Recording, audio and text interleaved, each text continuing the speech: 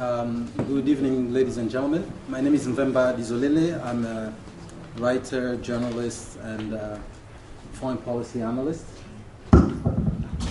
Sorry about it. And I'd like to welcome you to this event. But most of all, I'd like to thank Lynn True and Nelson Walker for creating this platform, along with their support and their partners from Friends of Congo. This is important for us, Congolese. One, because as you just saw in the film, Congolese voices are often missing in the discussion. We just sat here for 82 minutes, beside the kids in BCA, beside our friend accompanying the reporter. The Congolese didn't give you the perspective. We really don't know what the Congolese think out of this. We know what Nokia thinks. We know what people at Global Witness think. We know what Enough Project think. We know there are rules that are being implemented. What do the Congolese think? And very few occasions we have to do that in this country or anywhere else in the world. So we're very appreciative of this. I'll just say a few words about the film, my personal impression before my colleagues on the panel introduce themselves, and we can start the discussion.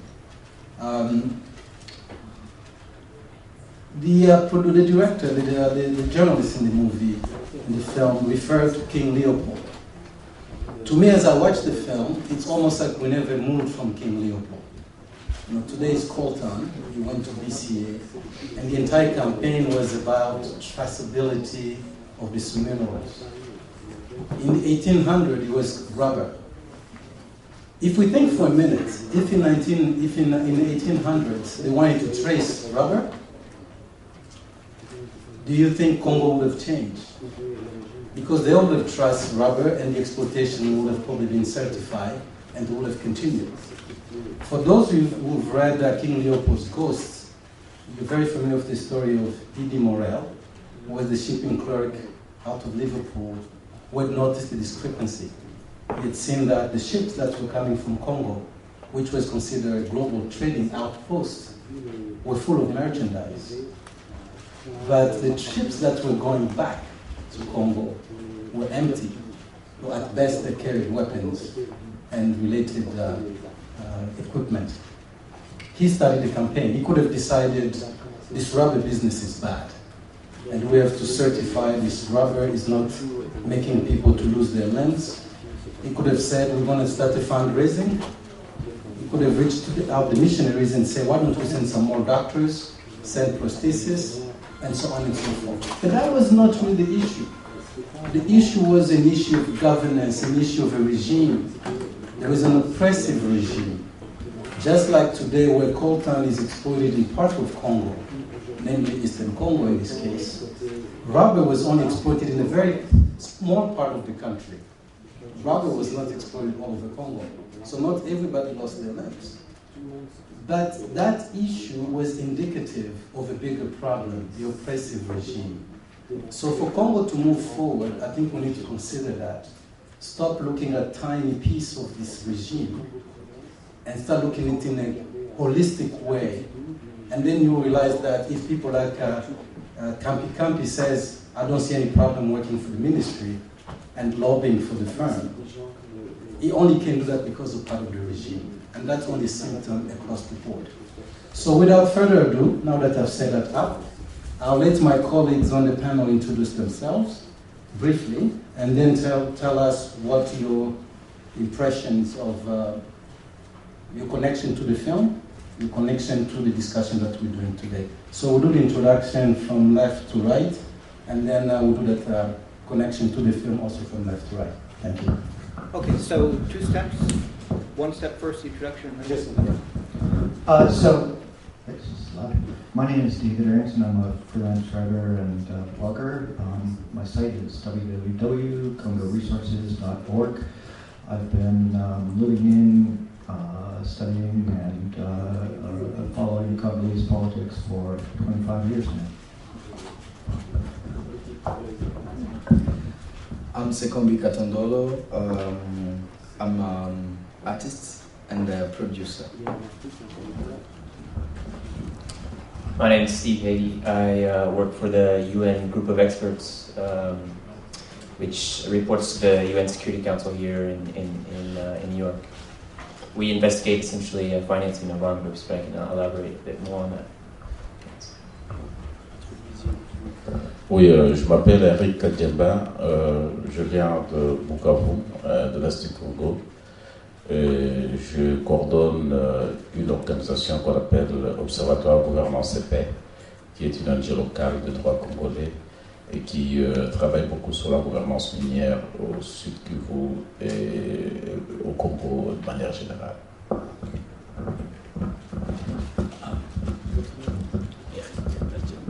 Eric Kajemba, he's from Bukavu in South Kivu in Congo, and he has an NGO that works on Observatoire Gouvernance CP, governance observation CP, and they do work on mining governance in South Kivu and associated provinces.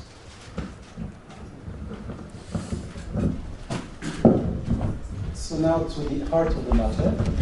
Start with David. If you can tell us a bit of your connection to the film, and what are your basic thoughts as you watch the film? Well, I enjoyed the film a lot. I had a lot more fun watching it than I thought I would.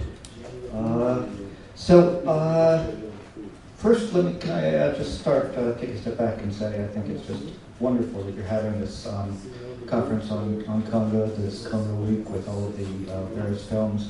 If you haven't seen them yet, Kinshasa Symphony and Fifty are great films. They're incredibly inspiring, and I strongly recommend all of you to come to them and to bring your friends. So I think actually the first reaction I had, aside from my enjoyment of getting to see both the business people squirm, which I always enjoy, and then also seeing sort of a part of the world that I'm familiar with on the screen, which is always sort of enjoyable. But one of the things I think I was struck by, as you said, is the absence of Congolese voices in this film. This was a story pitting. It's very sort of, I think, common narrative now. Sort of pits the investigative journalist or the crusading NGO against the rich, greedy corporation seeking profits. And one of the things that I think gets left out of the film and gets left out of the story more generally are Congolese voices, and voices such as Eric Kajemba's and others.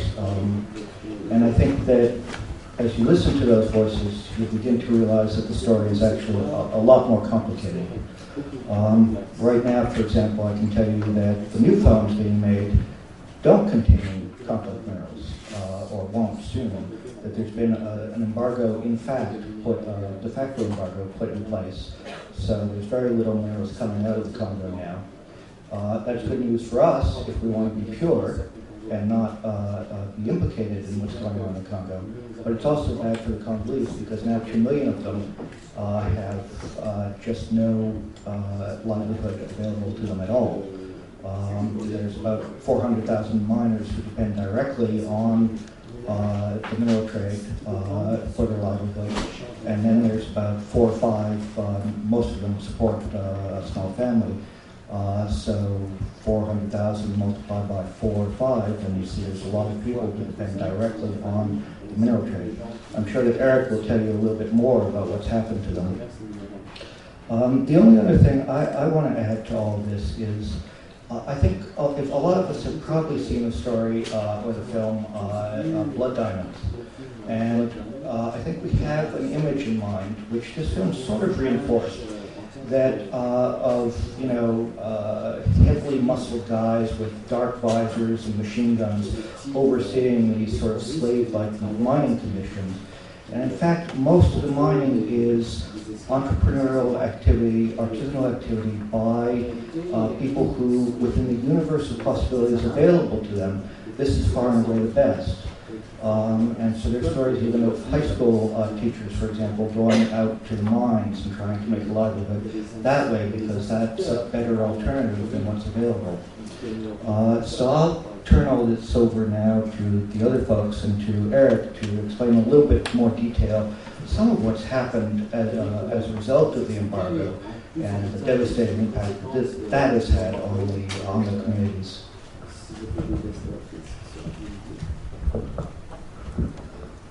Well, I think the question was like, how are we connected to the film? Okay, I co-produced the film, and all the Congo side, the one who gets all the content because I'm from Goma, and yeah, for me it was an experience because when Frank Paulson contacted me. Actually, he contacted the organization I work with, Yole Africa, and he was like, yeah, we want someone to see and tell us what's going on in Congo about this problem. And for us, we didn't really know because it was not our first goal, you know.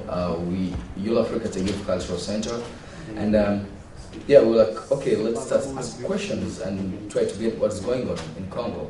And we found out, and it came to our mind because we just living in Congo and we didn't know what was going on. Just in a neighborhood in a corner, we saw all of a sudden like a lot of these comptoirs where they sell minerals, and yeah, we started like going out asking questions, and we found out that it was a serious problem, and we did it 2 times. We did the trip to BCA 2 times. Even in the film, I think you saw that it shows it once time.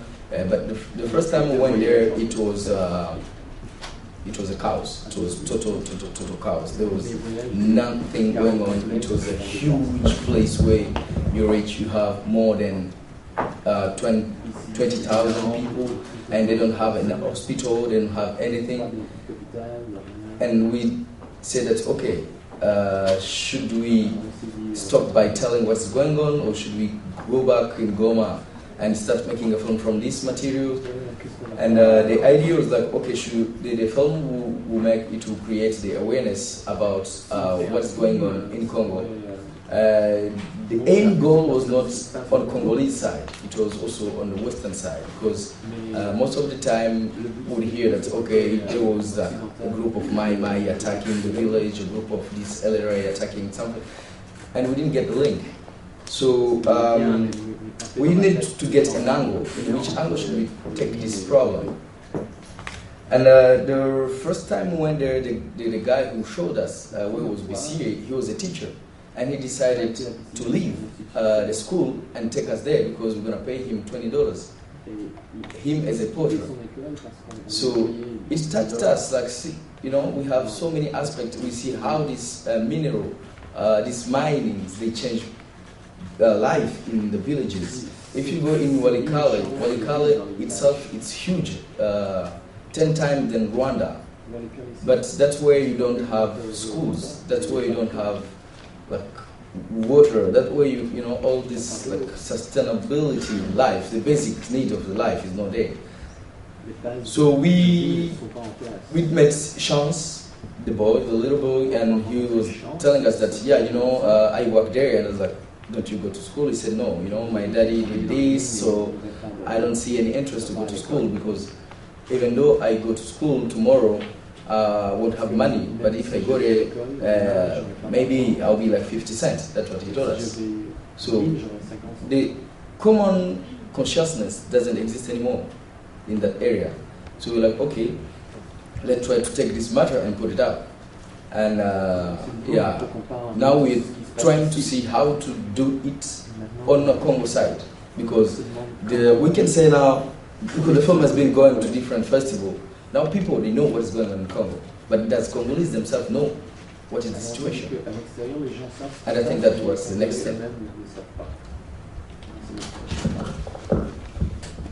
Unfortunately, I wasn't able to be here early enough to see the film. I'd really like to see it another time, but I know that it focuses on BC and on Walikali, and I'm really happy to share a little bit of the experiences that I've had over the last few years investigating armed groups and military involvement in mineral trade in Walikali and other places, but particularly in Walikali. I think that the perspectives that I am most moved by or influenced by are those from officers themselves within the army, as well as combatants from armed groups, and that's because essentially that's what we do within the team that I work for the Security Council, is that we investigate the financing of essentially criminal networks within the Congolese army, and the financing of armed groups themselves, which is essentially where a lot of this momentum came from for Conflict Minerals, to look at this idea of conflict financing.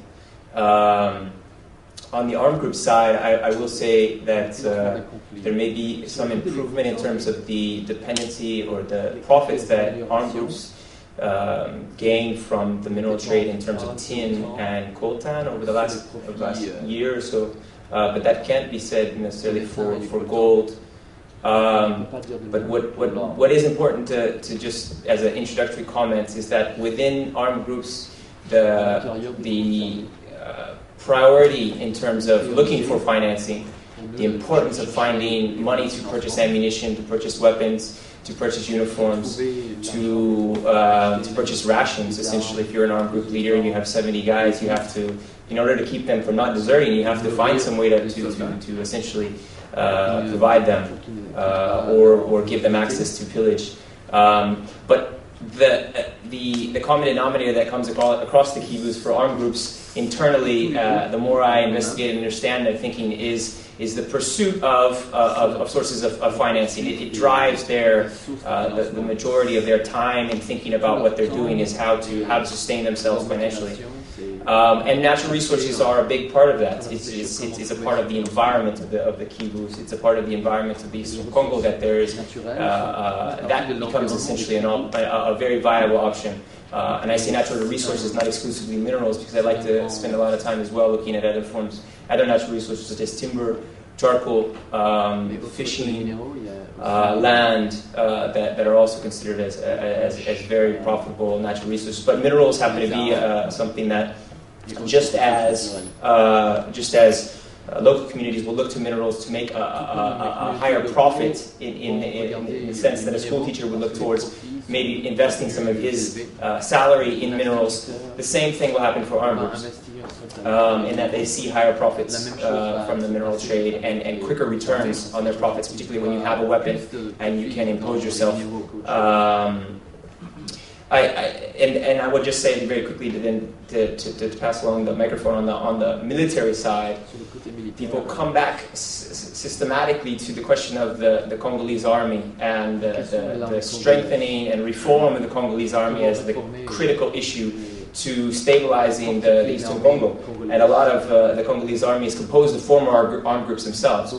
Unfortunately, many of these armed groups have understood the incentive or the compensation for becoming a member of the Congolese army as access to natural resources. As soon as I put on an FREC Congolese army uniform, now I'm legitimate, and now I have an even greater access to be deployed to essentially very lucrative areas such as BCA, where I spent a good deal of last year looking at the mining arrangements and the percentages of mining pits owned by military, the way in which the military basically stole dozens and dozens of other mining pits from civilians. And they understood this, and talking to them, they said, "This is what we were given. We were promised this when I accepted to come into the Congolese army." Just very last anecdote on that. It became so militarized in 2010, right before the President Kabila's own decision to suspend mining activities. Again, that's something that's to be recalled in this whole debate as well, that the suspension of mining activities in September 2010 was a presidential suspension, certainly influenced by international concerns, but it was a presidential decision. And up until that point, BCA was so militarized that I had a number of civilian miners tell me, listen, I need $75 to buy a uniform and an AK-47 in order for to actually participate in mining in BC. It reached to that point of chaos that you alluded to. So I will say that I just, from my perspectives, from those angles, it's certainly a big issue. It's a huge debate. I'm happy to be a part of that about what can be done and who's affected by some of those things, some of the measures that have been done. So thank you.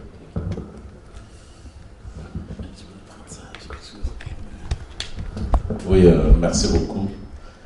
Thank you very much. Oui, la réaction sur le film, c'est que, comme l'ont dit beaucoup de mes prédécesseurs, c'est que bon, je ne connais pas l'objectif de celui de la production, et il y a le collègue qui nous a expliqué un tout petit peu, mais... My reaction to the movie, like everyone on the panel so far, and not knowing really what the objective of the production was. Ouais, mais quand on voit bien dans la partie on a présenté plus le Congolais comme des victimes, mais on n'en a pas fait des acteurs pour donner leur point de vue. The Congolese were presented as victims, and they weren't made into actors to give their point of view. Par rapport à ça, moi je pense qu'il y a de simplifications qui méritent d'être éclairées. Quand on dit par exemple le minerai c'est la cause du conflit, ça ce n'est pas vrai du tout, parce que ceux qui connaissent le contexte congolais, on ne peut pas dire aujourd'hui que tout simplement minerai égale conflit. Donc je pense que ça vient de plus loin que ça, la mauvaise gouvernance, les guerres, etc. I'd like to also, I believe that there's a bit of an oversimplification when it's said that minerals lead to conflict. Any Congolese person at this time in history can say that that's a vast oversimplification and that there are a host of other elements that produce conflict. Oui, la tendance est la même pour le viol. Quand les gens pensent que, bon, on ne peut pas nier que ceux qui font le viol, ce sont des militaires, des groupes armés, peut-être aussi étrangers comme nationaux.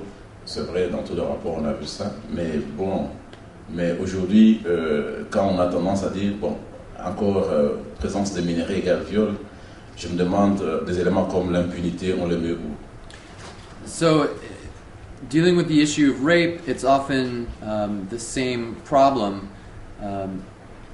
Though it's well documented that the perpetrators of rape are military personnel, armed groups, and sometimes foreign nationals. When it's said that the presence of minerals is leading to rapes, I wonder where they put the issue of impunity, for example. Oui, c'est pour dire que, vous comprenez, les collègues l'ont dit ici, le vrai problème du Congo, aujourd'hui, comme il y a longtemps, c'est un problème de gouvernance. The problem of Congo today, as it was a long time ago, is one of governance. Et je pense que le collègue à côté vient de le dire tout de suite, les militaires non payés, les militaires qui n'ont pas d'uniforme, les militaires qui n'ont pas de fonds de ménage. Bon, c'est un peu tout ça. Et une armée faite de toutes pièces qui est un ensemble, une résultante de, je crois, 15 ou 20 ou 50 pour parler. Vous comprenez que ça, ce n'est qu'un problème d'organisation et de gouvernance ou de réforme de l'armée. So, as my co-panelist spoke of a member of the military without enough money to buy a uniform or without enough money to provide for his family, and an army that is composed of 15 or 20 other armed groups within the army, that this represents a problem of organization and of governance.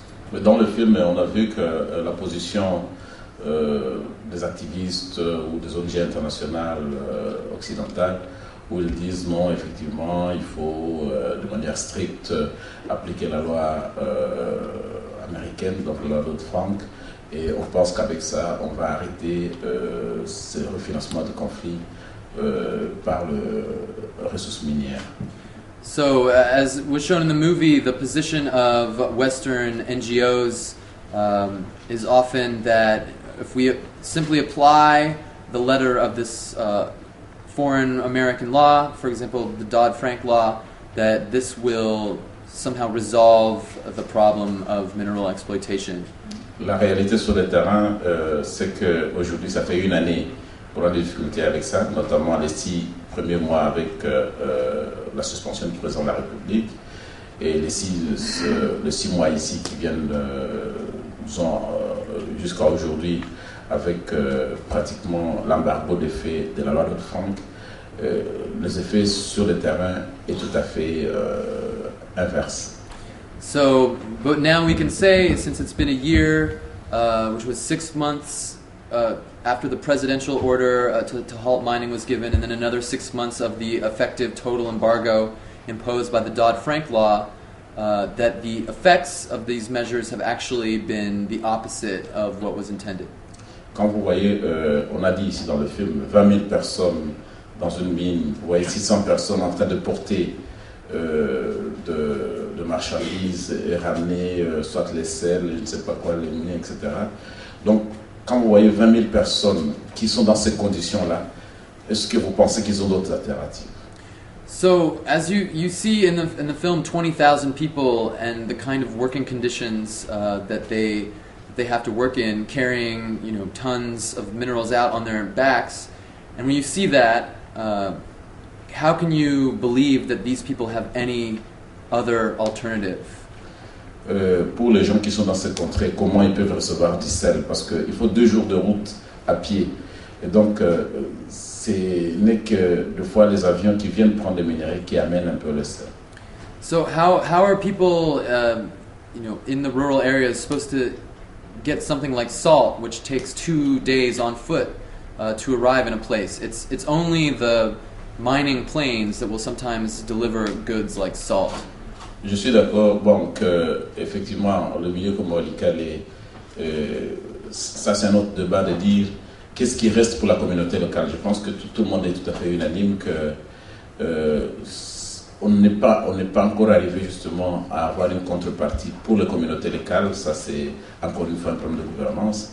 Mais même s'il y a tout ce que vous avez vu là, les minéraux restent la plaque tournante de toute l'économie locale, parce que nous sommes là dans un système économique très informel, et vous savez, au Congo, je crois 95% de notre économie est informelle. So, the debate now being, what is left for the local communities when, the vast majority of economic activity in Congo is informal, and it's an informal environment. That there's not much left. Et donc vous comprenez qu'aujourd'hui, le fait que ça s'est arrêté, donc tout ce qui tournait autour de l'artisanat minier s'est également arrêté. Et là nous trouvons toute la chaîne d'approvisionnement, notamment les artisans miniers eux-mêmes, les négociants, les comptoirs, et tous les effets multiplicateurs qu'a ramené l'artisanat minier. So in a place whose economy was entirely dependent on the mining sector, the fact that mining has stopped means that the miners aren't working, the salespeople aren't working, and that's having a multiplying effect throughout the community. La deuxième conséquence aujourd'hui sur le terrain, c'est que maintenant que le commerce légal s'est arrêté, c'est que ceux qui sont plus courageux, parce qu'ils n'ont pas d'autres alternatives, ils continuent à creuser comme ils peuvent, et ils se donnent à la fraude. Et on trouve des complices de part et d'autre, donc au Rwanda comme au Congo. So, and the second large consequence is that the halt in the legal mining sector has led the brave people who have no real other alternative to continue mining as they can and to commit fraud and find willing accomplices for that fraud in neighboring areas like Rwanda. Une autre conséquence qu'on a remarqué quand on a suspendu, quand Jean Kabila avait suspendu, c'est que les militaires de l'armée régulière étaient devenus eux-mêmes les patrons pratiquement de tout le commerce. J'espère que vous avez entendu un avion qui a été pris à Goma avec, je sais pas, des Américains, des Nigérians et les autres, avec de l'or dedans. Hein. Donc vous comprenez que ça n'a pas été la solution, parce que les mêmes personnes qui sont supposées être frappées par tout ça, ce sont les mêmes personnes qui sont devenues pratiquement des juges. Et donc, finalement, et tous les rapports des Nations Unies, l'ami ici m'a dit qu'il a travaillé aux Nations Unies, donc il y avait des rapports, les noms sont connus, mais ces personnes n'ont jamais été punies. Et donc, ça devient un problème de gouvernance seulement. Okay. So another consequence that we've seen is that the rebel leaders who are known by name and have been named in official reports, like United Nations reports, haven't been punished, and that in fact they've continued to do their work, and that just recently a plane in Goma filled with foreign Nigerian and other people was captured, and these were people doing business with local warlords. La question qu'on peut se poser pour finir, c'est de dire, est-ce que, disons, le fait d'arrêter, vous comprenez que ceux qui souffrent le plus, c'est ces personnes qui dépendaient de cet artisanat. Ce sont ces personnes qui, par exemple, les négociants qui ont pris des crédits de coopératives de crédit ou de banques et qui ne savent pas payer, qui ont leurs maisons qui sont en hypothèque aujourd'hui. Ceux qui souffrent finalement, c'est cet instituteur qui, le soir, allait faire la mine pour compléter son salaire. Et vous avez vu même, il y avait des enfants qui, pendant les vacances, vont chercher le minéral dans les mines. C'est au fait ceux-là qui vont souffrir, mais ça ne sera pas Kabila ou je sais pas, ou le Premier ministre ou le général de corps d'armée ou encore les gens qui sont ici. Et donc vous comprenez que la question de la gouvernance, pour nous, comme société civile, moi j'ai dit, bon, les réformes du secteur de sécurité, de justice, tout ça va venir, mais en attendant que ça vienne, il faut que les gens vivent, il faut que les gens mangent, il faut que les gens aillent à l'école. Il y a des coins au Congo où, pour aller à l'école, on paye la cassiterie. To finish, we see that the consequences of this embargo have really affected, the little people. The merchant who had a line of credit who can't repay it, and now his house has been repossessed, or the teacher who supplemented his small, salary with some mining on the side, or even children who would go and mine during their school vacations, because though all these reforms need to happen in Congo in the justice sector and in the business sector, in the meantime, people need to continue to make a living. And for example, there are places in the Congo where you pay for school with tantalite. Donc, pour finir, je voulais dire que pour nous, peut-être qu'on va parler des perspectives après, je ne sais pas vraiment. Ouais, on va parler des perspectives après, mais vous comprenez que cet embargo et toutes ces décisions, en tout cas pour le petit citoyen, pour les communautés locales, elles ne nous aident pas. Et je pense qu'on pourrait parler de perspectives parce qu'il y en a, et c'est possible.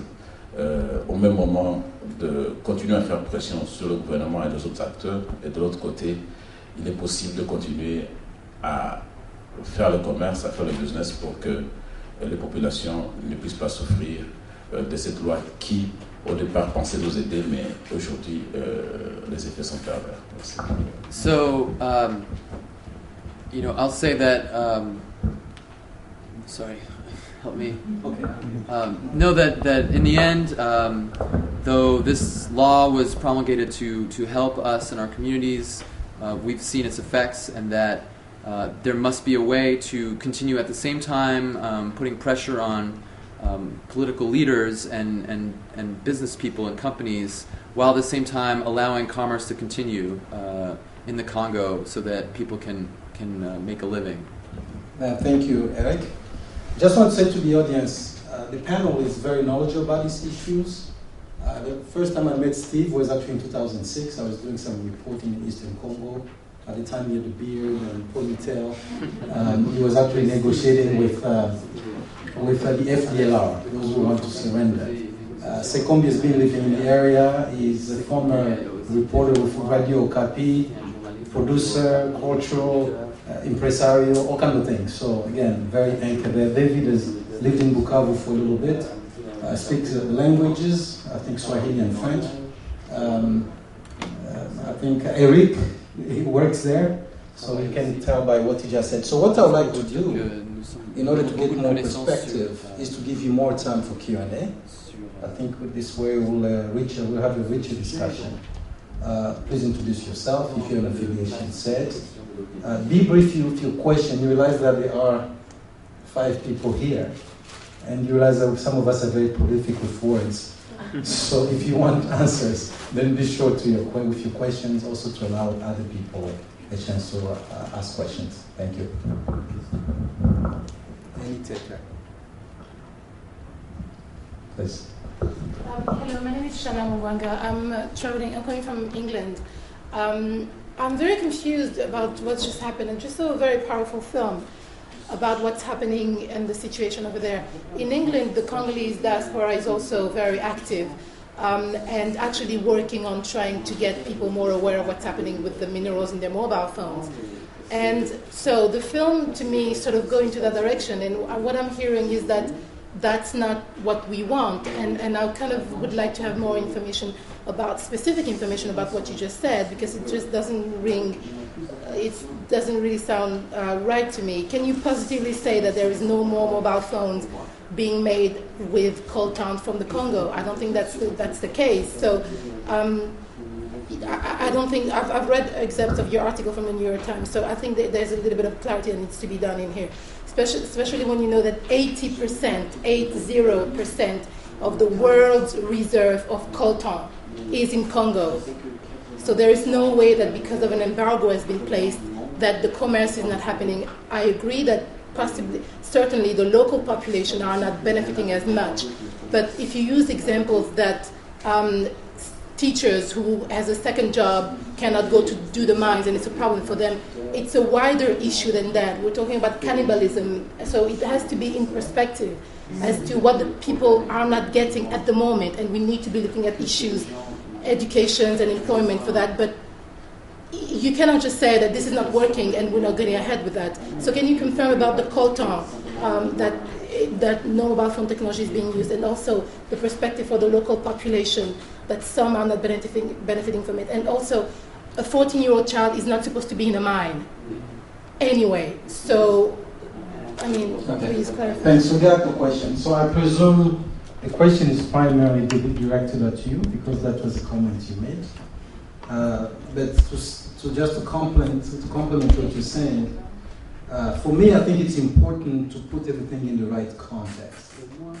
That's very important, including rape, including this looting of natural resources, because Eastern Congo is part of a bigger country called the Democratic Republic of Congo. And what's happening there is a consequence of what is not happening, or what is happening in Kinshasa, the failure of at a bigger level. But I will pass the microphone to David, if you can be brief and direct. And then anybody else who wants to complement that will take that. So, thank you for that question. The 80% figure has actually been circulating for, 12, 16 years now. It's completely incorrect and misleading. Coltan comprises two different, it is a rock that comprises two different minerals, columbite and tantalum. Both of these minerals are used in production of devices, electronic devices, mostly the tantalum. But tantalum and columbite are both readily available from other sources, from other countries, from Brazil, from Canada, from Australia. Very easily available, very accessible. Tin also is very easily accessible from mostly, I think, from Latin America. So we're looking at, Congo only has about 2 to 3% of the world's reserves of tin, possibly as much as 8% to 10%. Now you're shaking your head, but I don't know how we agree to disagree on that without referring to, I mean, I'm talking to experts of the U.S. Geological Survey, so that's what they tell me. But So with that small percent of the world's minerals available from Congo, it's very easy for the minerals companies to, for the electronics companies to tell the smelters, which are really sort of a choke point in this whole supply chain, don't buy minerals that come from Congo. They're able to do that very easily. They're able to instead buy the minerals from other countries, and then and the people who have been left out are the Congolese themselves, who simply have now no livelihood. So that's my answer on that. It's obvious that some more research needs to be done about how big is the reserves are in the DRC. That's a debate I think that is starting again, because I've read a lot of stuff where people challenge that number. But nevertheless, that doesn't negate everything else that's happening. But it is a huge amount of minerals. Correct. But there are two things though. There's reserves and also input into the world production. Those are also two different things. Because I think Australia actually produces more than the DRC does. So all those issues, I'm not a technician on those things, but it's actually good that you raised it. So it gives us homework, all of us. Thanks. On that question, I would just say, well, here, this film is not like okay, we know what is going on in Congo. No, all of us, we agree that there is something wrong going on in Congo. Not only on the Congo side, but also on the world side. So, it's easier people to say or to confirm that Congolese, they are again victimized in the film. But the aim was like to raise an awareness and not to boycott cell phones or electronic devices. But how are we going to have a fair market for the mineral? And I think that's the question. Yeah.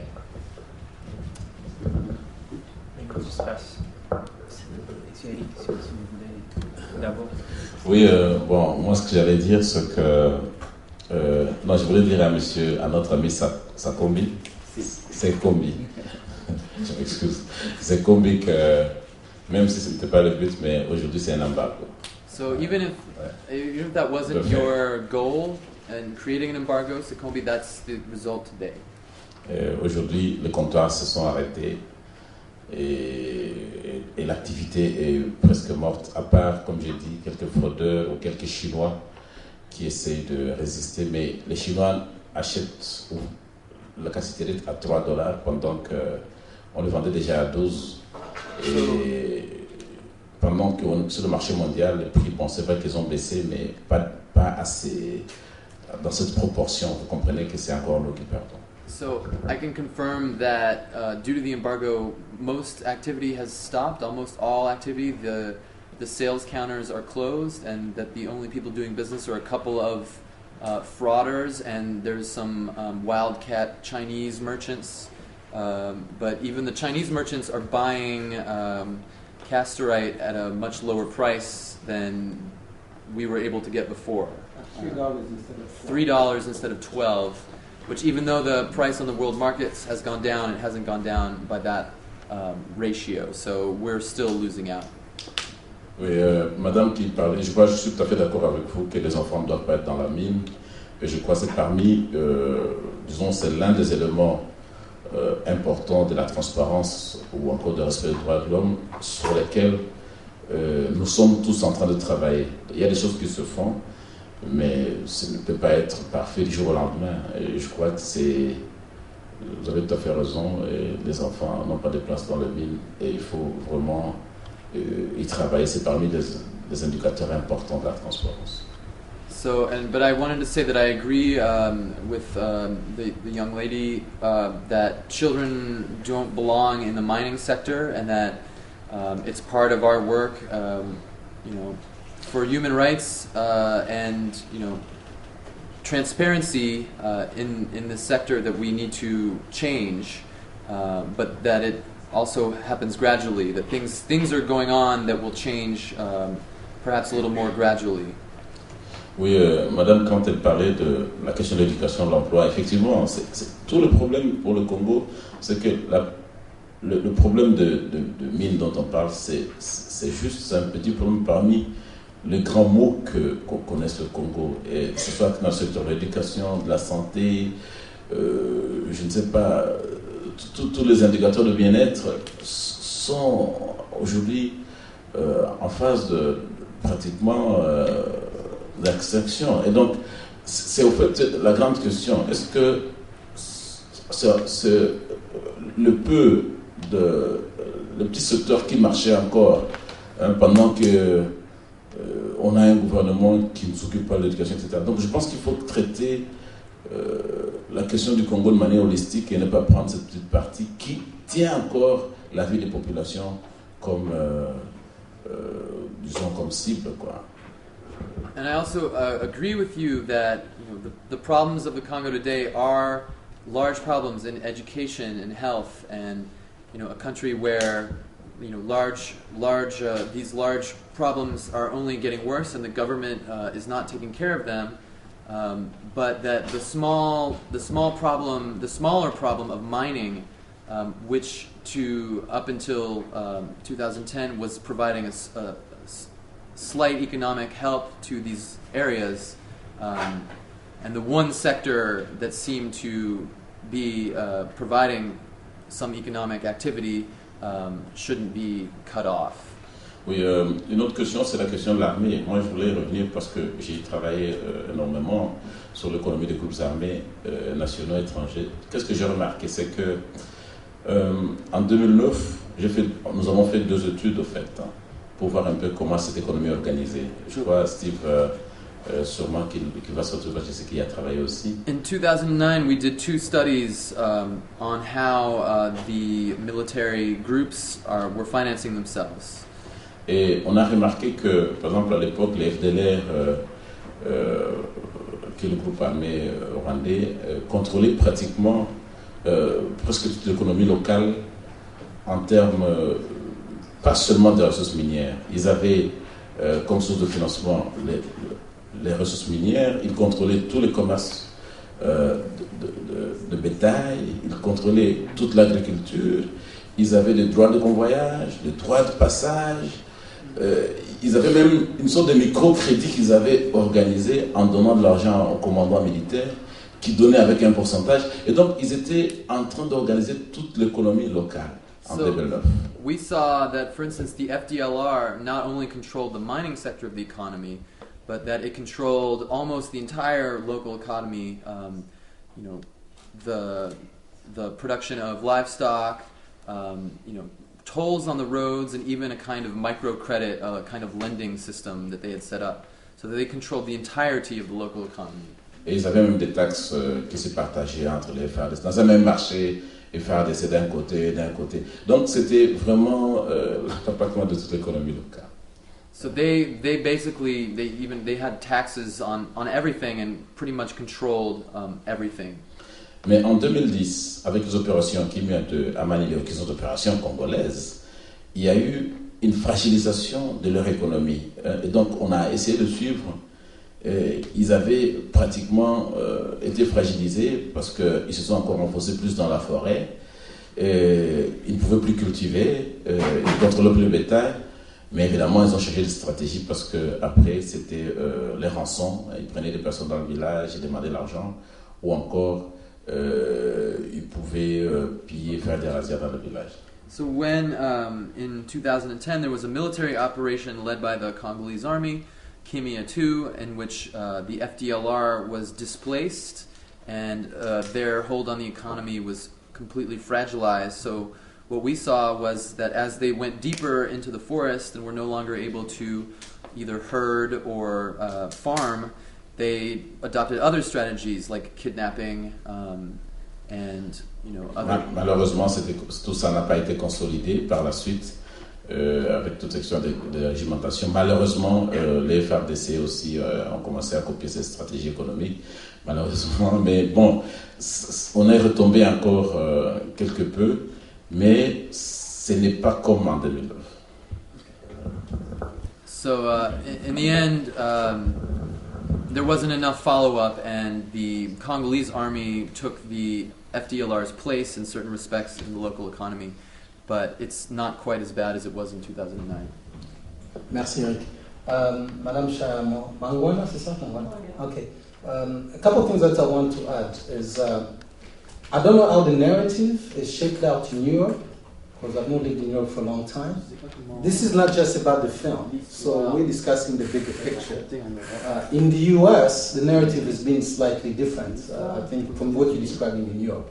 The Congolese community has tried to be involved, but is not really taken, because often their voice is not given a platform.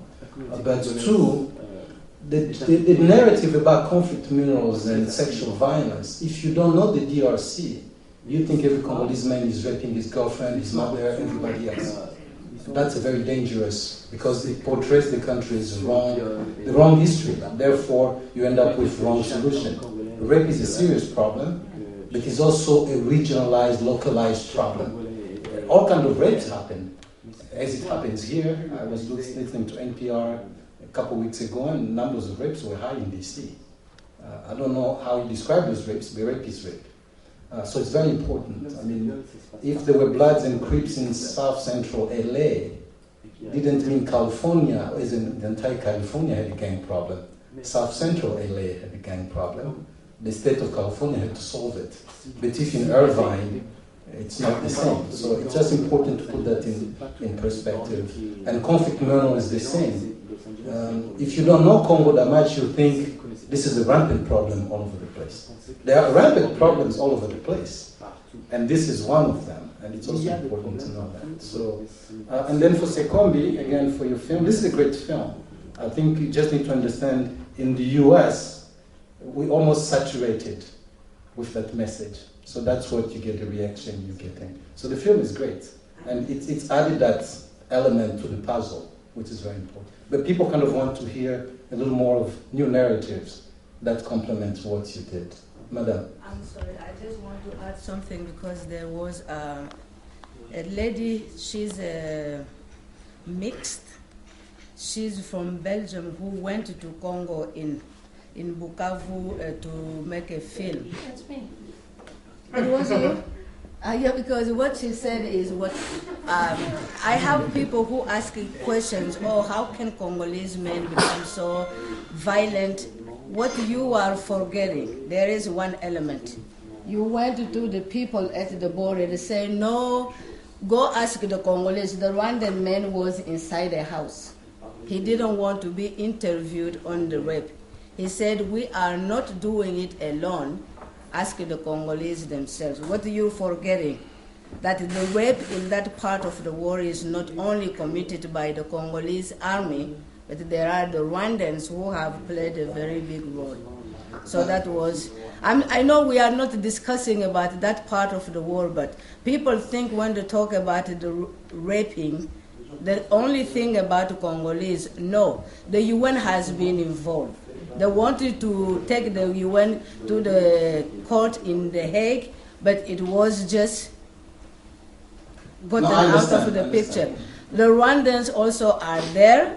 They don't play a role. It's only the Congolese. There are 3 people in the regions who are playing a major role when it comes to rape. Yeah, thank you. Thanks for the clarification. This is not just a Congolese issue. It's a regional issue, so I appreciate that. Any more questions? Madam here. Thank you.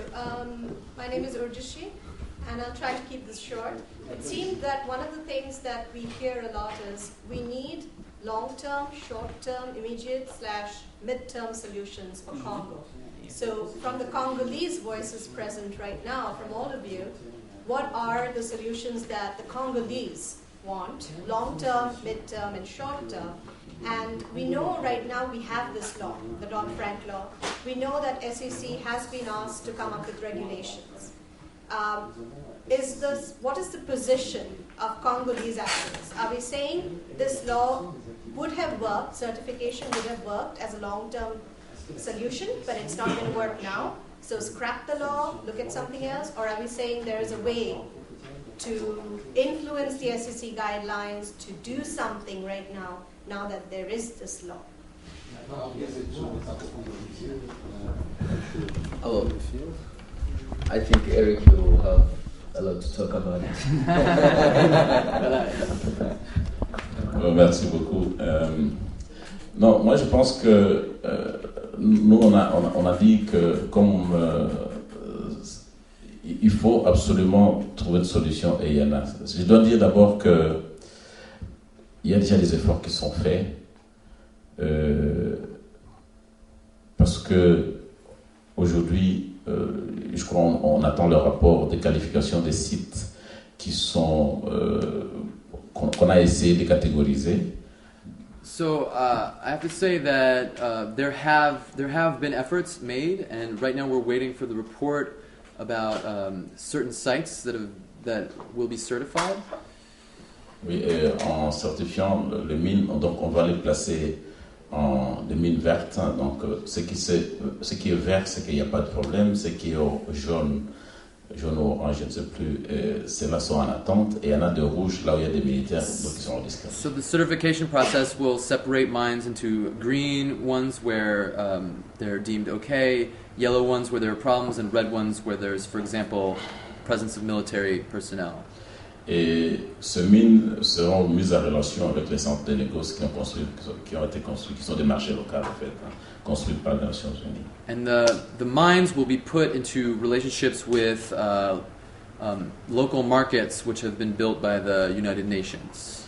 Ce qui reste, c'est d'avoir le financement pour l'étiquetage. Je pense qu'il y a Pacte Congo ITRI qui au fait ces organisations occidentales. Il y a Pacte qui fait la sous-traitance pour ITRI. ITRI, c'est en fait un groupe de fonderies et de personnes qui travaillent sur l'État. So what's left is to fund the process of labeling, and I think there are a couple of Occidental NGOs, ITRI, that works in the tin. That's basically a consortium of tin mining. Oui, et donc vous comprenez que il est possible de commencer, mais cela ne peut que prendre du temps parce que c'est un processus où il faut encore beaucoup d'autres choses. Il y a l'organisation des coopératives sur les sites, il y a des outils de certification, certains sont sortis, certains sont en attente, il y a même le certificat régional qui est en attente. Et ce que nous proposons à court terme, c'est d'abord de recommencer l'activité, mais évidemment dans la transparence qui ne sera pas totale, mais ça sera déjà ça.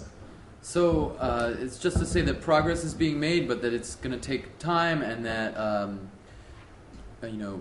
there are certain methods of certification that are still being worked out, but that what we're asking is in the short term that economic activity be allowed to start again, and though it won't be wholly transparent for a bit. Oui, et progressivement, nous allons étendre et les mines qui continueront à être propres et étendre les centres de négoce. Et nous pensons que si tout le monde s'engage, parce qu'il y a beaucoup d'acteurs qui travaillent là-dessus, il est possible que dans 2 ou 3 ans, on arrive justement à avoir des mines traçables, donc où tout est tracé, et avoir des centres de négoce qui fonctionnent. Mais aussi, ça c'est vraiment à moyen terme, quoi. Donc, et à long terme, ce qu'il faudra faire, c'est qu'il faudrait pas seulement que ces centres soient propres ou traçables, parce qu'on peut tracer les minéraux pour les ramener ici et ne pas encore avoir la contrepartie comme à Walikal on le fait, mais il faudra justement aussi lutter contre la corruption dans les mines pour qu'il y ait quelque chose qui reste dans la contrée où on a extrait les minéraux. Et ça, c'est un travail qui est possible. So in the medium term, it would be to continue this work to spread the green zone mines and the functioning business centers, the trading centers, and to have those operational, and to actually have a real traceable mineral extraction. But that in the long term, what work needs to be done is to eliminate corruption in the local mining economy, and to allow some portion of the profits made to stay in the local communities, which is not the case. Bon, à long terme, je crois on l'a dit ici, le problème du Congo, c'est un plan de gouvernance. Il y a toutes ces réformes-là, les réformes du système de sécurité, la question de la justice, nous avons toutes ces questions d'élection. Et donc, il faut qu'au niveau politique, il y ait une réelle volonté pour soutenir justement ces réformes de manière à ce que, de manière durable, on ait une gouvernance responsable avec une vision claire sur l'avenir du Congo, parce que c'est vraiment un paradoxe, le Congo. So in the long term, as we've identified, the problems of Congo are problems of security, of governance, and so as we approach challenges, upcoming elections, we would hope that we could achieve a governing class that has a clear vision and that has Congo's future in mind, because currently the state of Congo is a real paradox. Je crois que le gouvernement américain, comme aux États-Unis, a, une obligation, quelque part, de nous aider. Comme j'ai entendu la semaine passée qu'il y a déjà un déploiement de militaires américains, par exemple, pour la question des LRA. Bon, je ne sais pas à quoi ça va nous amener, mais je pense que des actions comme ça, si elles sont bien soutenues, elles peuvent nous aider très rapidement d'abord à nous débarrasser un peu de ce groupe armé, mais réellement, c'est pas que je dédouane le gouvernement congolais, parce que c'est lui qui a le premier rôle, mais c'est encourageant si directement les États-Unis peuvent faire comme ils sont en train de le faire dans la région, du côté de l'Ituri. S'il y a encore 200 Marines qui viennent pour les FDLR et les autres, je suis très sûr que ça peut faire bouger les lignes et changer les choses, mais je reconnais que le premier, c'est le gouvernement congolais qui a la responsabilité. Encore que là aussi, on peut dire comment les chefs d'État sont mis en Afrique. Bon, je crois que c'est aussi des questions sur lesquelles on peut discuter. Merci.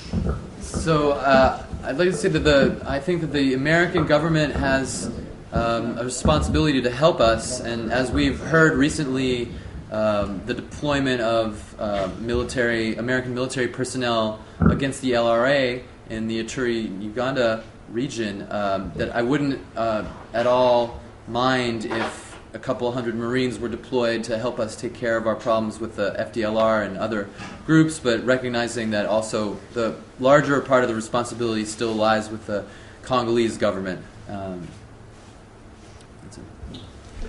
Well, for me, I think that I won't go in like a technical side of it. If we need to talk about what should we do like now and what should we do, I think it's everyone has a responsibility in this problem. Us as consumers, we need to ask for fair phones. We need to ask for fair electronic devices, because now Congo will be voting very soon. And we the one who decide who's gonna be in the government. So we should ask our representative, like, we need fair phones. We need you to give us fair phones. And it's not only Congolese, it's also the people in West. They should also know that, okay, because as we're buying these electronic devices, that's why people are dying in Congo. So it's also our role to ask our government to put on laws and everything that, okay, make sure that in Congo we have free electronic devices with not having all those blood in. That's one side. Another thing is that to have a common, as I said, Mvemba, a platform of a lobby, because everyone is going solo, and those companies, they want to make more money. And I think if we don't go as one, we will never win the battle, because they will keep on trying to buy less and to produce more. They will keep on getting money.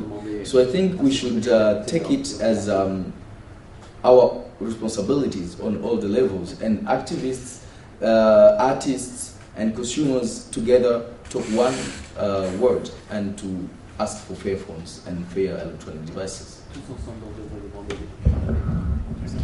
I just want to say, for me, I think the law needs to be reviewed. As it stands today, talking about voices, the law was pushed on a couple premises, and it's not clear which one was dominant and which one was secondary. Sometimes you hear this is about stopping violence in Eastern Congo, and we know that's not true, because this alone cannot stop violence in Eastern Congo. Sometimes we hear it's about protecting American consumers. That is fine. If Americans, a consumer, don't like what's the blood minerals, they can just boycott this stuff. They don't have to punish the Congolese for that, because like Eric is eloquently say, this is also a livelihood. So we need to be clear in what it is that we're trying to accomplish. Is this to assuage Americans, or is it to help the Congolese? And since that debate didn't really take place, if I had a magic wand, I'll say, hold it, buddy, let's start this talk again. Let's see how we're going to move forward. And then everybody will be at the table, including the companies. Steve wants to add something? I just want to build on a point made about consumers and the role that consumers can play. I think in trying to approach any reform efforts or identifying a problem that really requires great reform, and governance is something that Eric has brought up, and governance of the mining sector in general, and the massive amount of disorder and militarization of the mining sector in the East is certainly a problem. So we come to that with many different angles. How can we push and create the political will for reform in that sector? There's certainly the donors have a big role to play in that. In Kinshasa, the army leadership has a big role to play in that. But one role is a potential contributing factor is purchasing power. And we've seen this to be quite a powerful tool that consumers can use in many other sectors. I recall about 10 years ago, I spent a lot of time in Central America, and there was big debates on maquilas and sweatshops, and consumers demanding improved working conditions for workers in Central America. And essentially, I actually see a lot of parallels in what we're seeing today. When consumers were asking that from Central American governments and from companies, multinational companies, those companies all of a sudden became the biggest advocates of the jobs of their workers. It was this great hypocrisy that the governments were saying, but if they don't have these sweatshop jobs of absolutely no profit and absolutely terrible conditions and working hours, then they will have nothing. And that's what you want? And that was the response that the governments of Central America gave, and people had to point out that that's hypocritical. That you're not really in their interests. You don't care about their interests. All of a sudden, you become their defender. Unfortunately, I just have one parallel to draw on that. Like I said, in the current situation, is I talked to trading houses in Bukavu and Goma last year, when the trade was at full flow, and told them, listen, these are conditions that you're buying from. You have a role in going out and trying to change this. You have the power to say, I won't buy from you unless you change the way you're the middlemen and traders that they're dealing with, unless they change their behavior. And these guys basically said, no, everything's fine in the mines, everything's fine, no problem. We just sit here and we just take everything that comes to us. We don't ask any questions at all. And all of a sudden, a year later, these same guys have become the huge advocates of the miners. I find that to be one of the great ironies of this whole debate. Is the biggest voices on behalf of miners are these same comptoirs that for years and years have been benefiting and making huge profits and live in huge homes in Goma and Bukavu and have direct relationships with generals, and they go out to the best restaurants, and all of a sudden they're the voice of the Congolese people. For me, that's unfortunately it's a nauseous feeling. To think that we're at that stage. And unfortunately, what the problem with reform is, and I won't go on any further, but the consumers that buy from these trading houses in Bukavu and Goma, these millionaire men that live in huge homes and mansions, the consumers that buy from them, essentially after going through smelters, have said, no, we won't buy from you anymore unless you do something. And instead of actually doing something, which they could do, they could say, okay, my clients are requiring that I actually do something more to go out and engage and pressure the military to get out of the mines, pressure armed groups to stop intervening. Instead of going out and actually reacting positively and doing anything, they just sit in Goma and Bukavu and complaining and cry out on behalf of the miners without actually doing anything. And this is the big difference between the sweatshop movement, is that when people called out the hypocrisy in the sweatshop movement, the companies actually tried to then change the conditions of their workers. And these guys are not doing anything and the private sector has a role, and they can pressure government. The Congolese government is making efforts, and local NGOs are very much engaged, and there's a lot of progress. And this has all been galvanized in many ways because consumers have required more answers about where they're purchasing from. But these private sector actors are not doing that. They're basically sitting on, but there's so much, the livelihoods are affected. Yes, the livelihoods are affected. So let's find solutions where livelihoods are not as affected. Yet we don't go back to a year ago, because frankly, if you were to ask the miners of BCA if they want to go back to the conditions of a year ago, you would get an absolute negative response. Nobody wants to go back to that, but the trading houses in Goma and Bukavu would like to just simply return to that.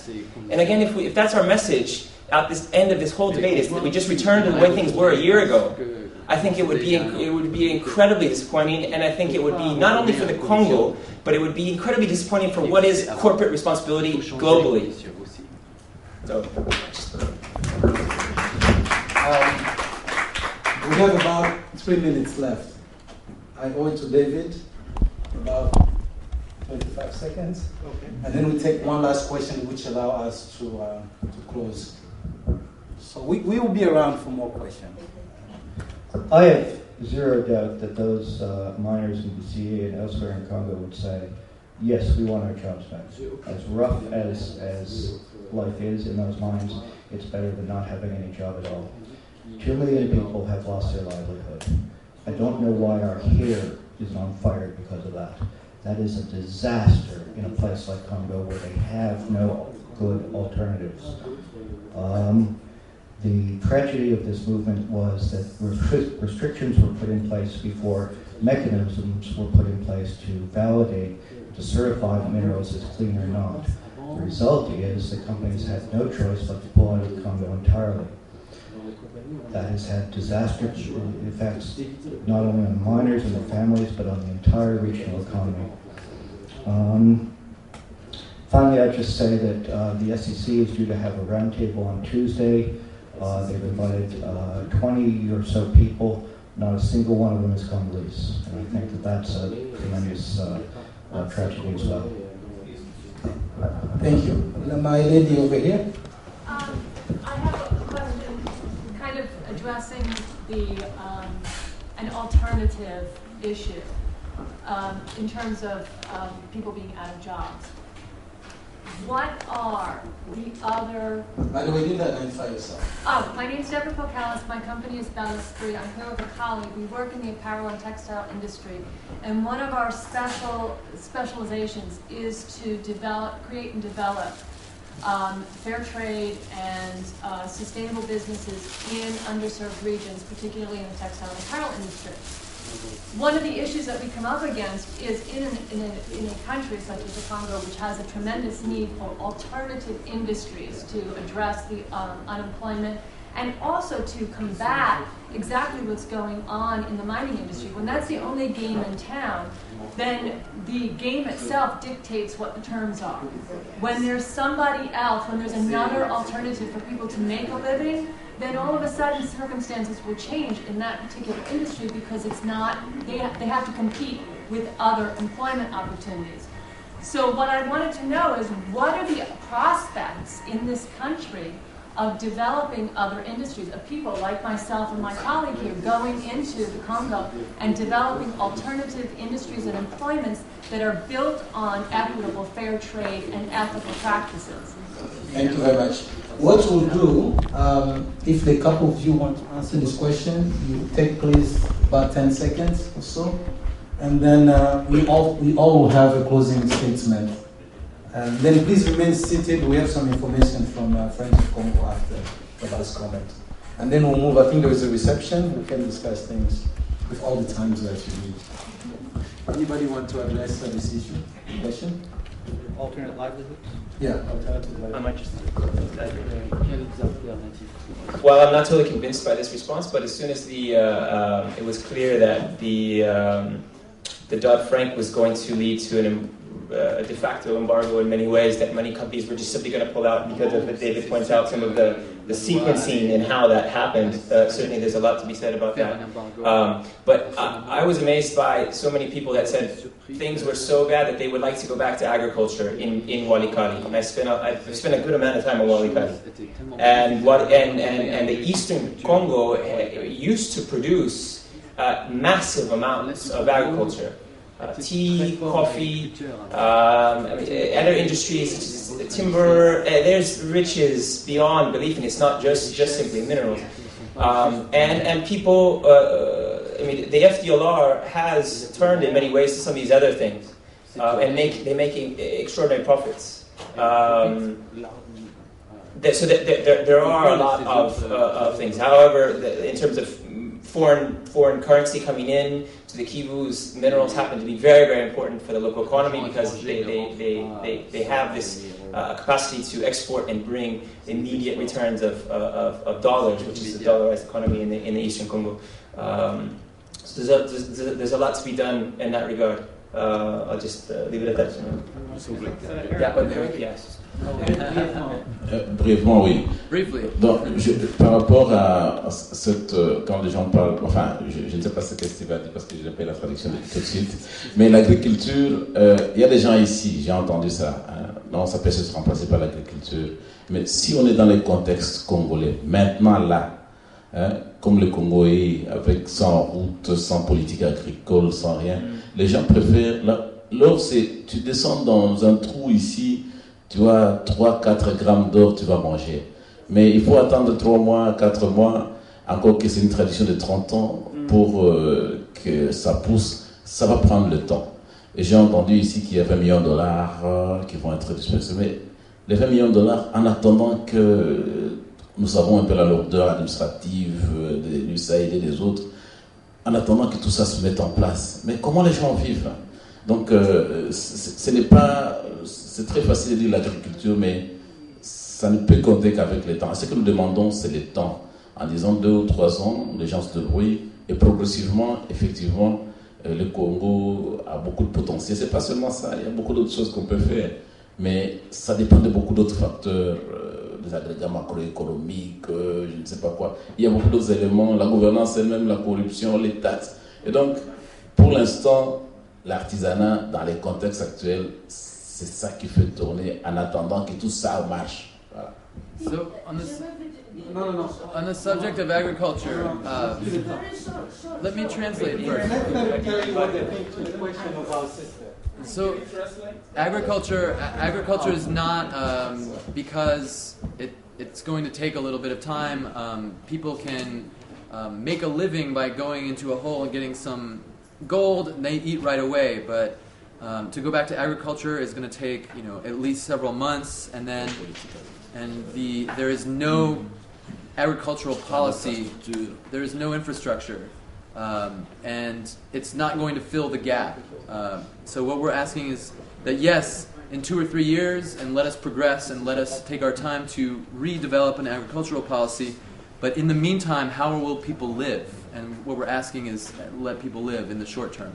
I'll just take 2 seconds and we'll let you know. Every time I hear this sort of agriculture as the answer solution, I think, well, okay, give me your wallet, give me your credit cards, and give me your life savings. Thank you. Now, don't worry. Go, plant some seeds. I mean, the idea that this is somehow a ready-made immediate solution strikes me as just sort of lacking in local knowledge, as lacking in knowledge of among other things, just how difficult subsistence farming is under the best of circumstances. Well, I'm from Goma, and that's totally different from South Kivu if you have to go in specific areas. And all the North Kivu, it's well known as the place where we can grow everything and feed, but you can feed the entire Congo. They call it les greniers du Congo. Yeah. Bread basket of Congo. Yes, bread basket of Congo. So telling me now that we don't have alternative to mineral, I don't get it. Thank you. I don't get it. Then she just said it. Thank you. He just said it. They just said it. He just said it. Okay, ladies and gentlemen, thank you for coming. We will have a few words from Enough. I appreciate your commentary. We will be around on that one-on-one, so please stick around. Enough? I mean, Friends of Congo. Friends of Congo, you have... Non, moi je... Oh, c'est vous? Okay. Merci beaucoup. Allô? Ça va bien? Okay. My name is Slim Russell, and I've been told to keep this brief. And I'm going to do my best to honor this occasion by remaining brief about my ask. I'm asking on behalf of Friends of the Congo that you all, I know I'm preaching to the choir, consider making a donation so that the voices of the people of the Congo can be sustained through Congo and Harlem on an ongoing basis year for year and throughout the year during Break the Silence. No one can better tell the story of a people than the people themselves. And Friends of the Congo has a mission to educate, mobilize, and support people all over the world with a priority and a key mandate to bring to the attention of the world the voices of the Congolese people themselves. What we have here is an opportunity tonight for everyone's fire to be spread on a one-for-one basis to your friends, your family, your colleagues, anyone and everyone who has been touched in any way by the knowledge and the information of this series and anywhere else that you are launching your own mission to support the Congo. I ask that you consider a marvelous reality that has been shored up by our good friend Bahati Jacques, a Congolese advocate based in Washington, D.C. now, who has rightfully said you can do a lot with a little on the ground in Congo. So, yes, open your wallets. And I would like other volunteers to raise their hands. Those of us who are wearing these little tags are volunteers and board members. And you can approach any one of us in the aftermath of this screening and the aftermath of the screenings all week to make a contribution. And if you want to learn more about Friends of the Congo, we will share with you the knowledge that we have, and if we need to point you in the direction of the board, we will do so. Board members from Friends of the Congo who have come up from Washington, D.C., please raise your hands so that people in the public here can recognize you and come to you for knowledge, information, and to make a donation. Those of you who are observing this by webcast, please look into the upper right of your computer screen for the yellow donate button.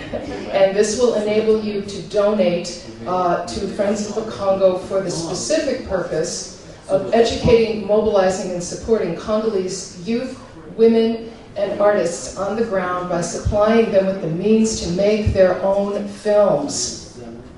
Congo and Harlem is dependent upon the voices of the Congolese people to tell from their hearts, their souls, their spirits, and their knowledge and information what the rest of the world needs to hear.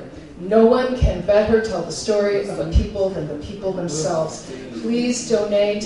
Whatever little you give will go into a large capacity that we want to build by building this movement. Please support the voices of Congolese filmmakers. And I thank everyone for coming here today. This has been a marvelous launch to this series. Thank you very much.